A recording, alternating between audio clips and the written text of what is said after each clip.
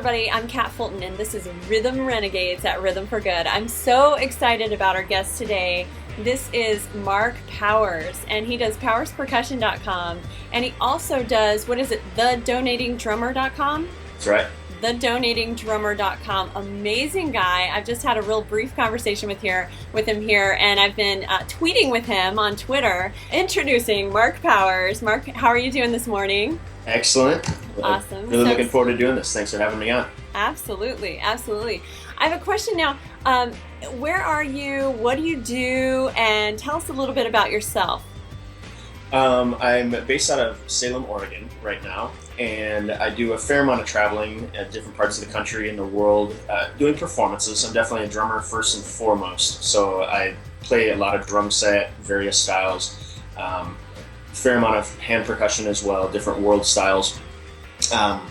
But I do a lot of teaching and studying myself in different parts of the globe. Really, my personal mission right now is to study percussion and its role in societies in different parts of the planet and bring those rhythms and experiences back to teach in schools and in corporate team building workshops and any venue that I have the opportunity. And that was going to be the next thing I was going to ask you is who are the people you work with? And so mostly kids and corporations, right? Yeah, I just finished a long residency that was all K through 5, but I do a lot of middle school programs, work with high schools. I do a program called Rhythms at Work, which is the corporate team building workshop. But then end up once in a while, doing clinics at, college or university and any other community groups as well. So it's pretty diverse, from month to month who I might be working with.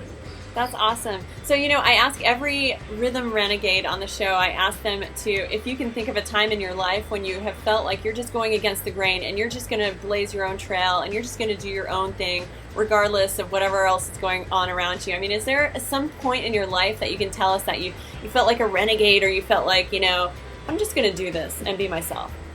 That's a great question. I would say the life-changing experience that kind of felt like a snap, kind of a eureka moment was when I first went to Ghana, West Africa, and come from a family that never really traveled around that much. And I'd met some Ghanaian people in Minneapolis when I was studying and really wanted to get back to the roots of all the rock and jazz music that I'd played my whole life. Yeah. And so my first traveling experience ever, complete culture shock. It was, to head to Ghana and live in a village with no running water or electricity for a few months. And definitely felt like a renegade of sorts. And I was studying percussion, so it was very rhythm heavy. And that experience really changed my life. From that point on, I came back, and rather than that kind of getting the travel out of my system, exact opposite. I can't get enough now. And I realized how big the world is and how much music there is, and how incredible rhythm is in different cultures and in our culture as well. So yeah. I really can't stop getting more of it now. Nice, you're addicted. And I think if anyone is watching the show, then they're probably addicted too. And this is just such an honor to hear about your story. I know that you're an avid blogger. You're really into social media. How do you balance all the amazing work that you do offline with your online blogging and everything?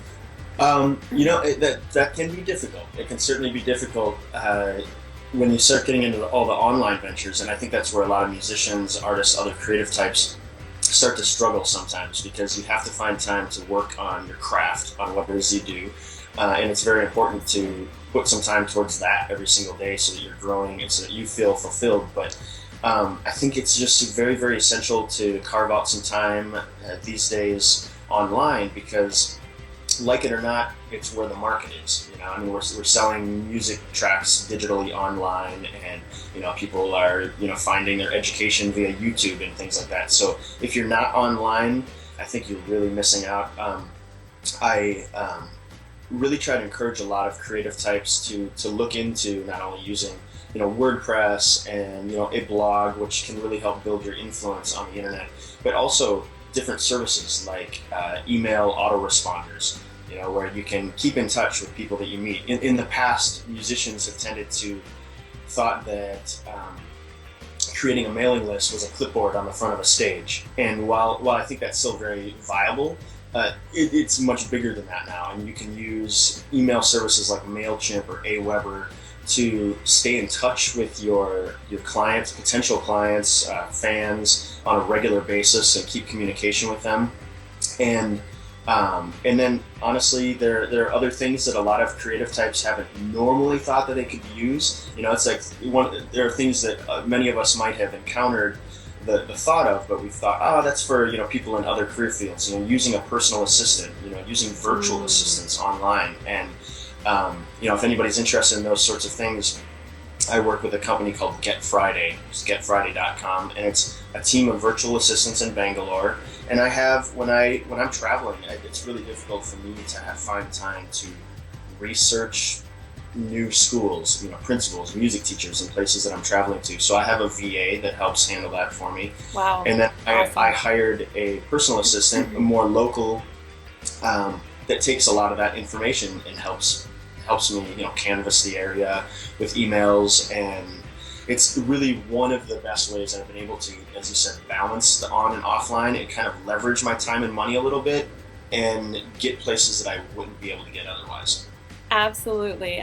Music therapists, drum circle facilitators, everybody pay attention to this guy because he absolutely, man, that's great advice, It's in the cloud, and there are times because of the time zones that I have put in a request saying that I want a spreadsheet of contacts, music teachers and principals at elementary schools in Salt Lake City.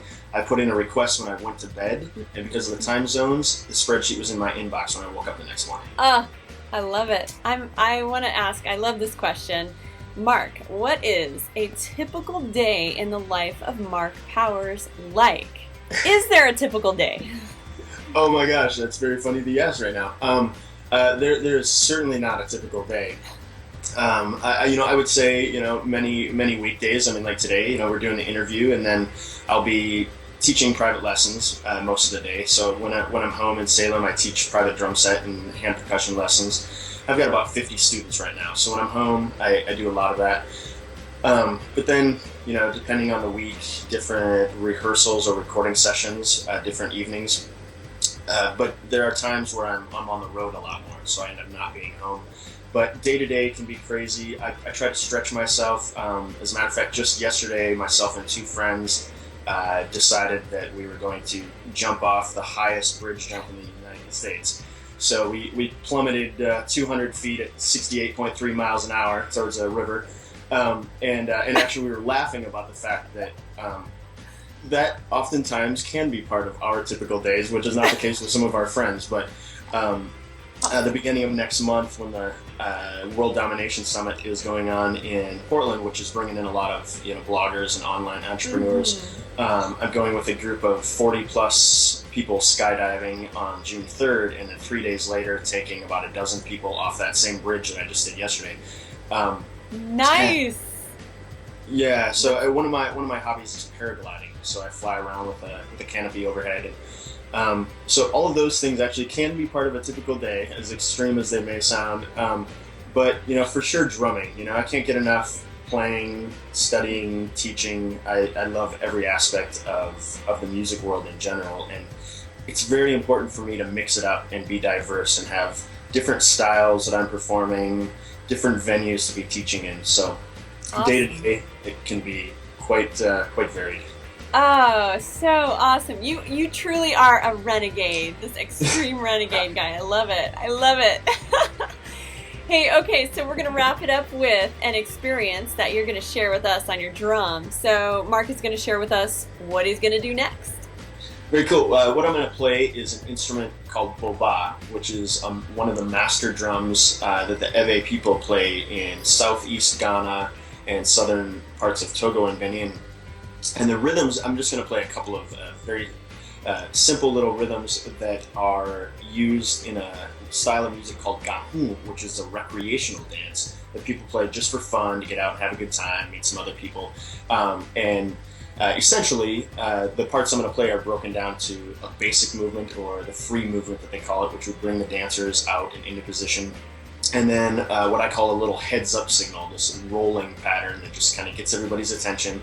After which the dancers and singers would all yell back at me to let me know I have their attention, and I'll send a little signal which will lead us to the next section called the serious movement, and then I'll play a rhythm that most of you will recognize as clave, but use that rhythm and a little pattern at the end to end it. So I'm going to do a very short, succinct little combination of those rhythms for you on the boba, the master drum.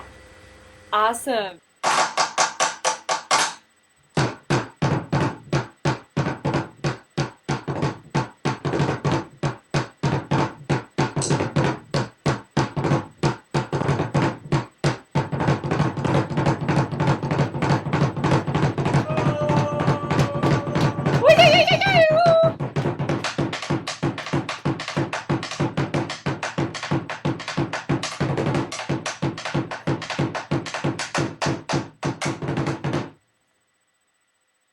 Mark, that was so awesome, super energetic. So tell us the name of the drum again.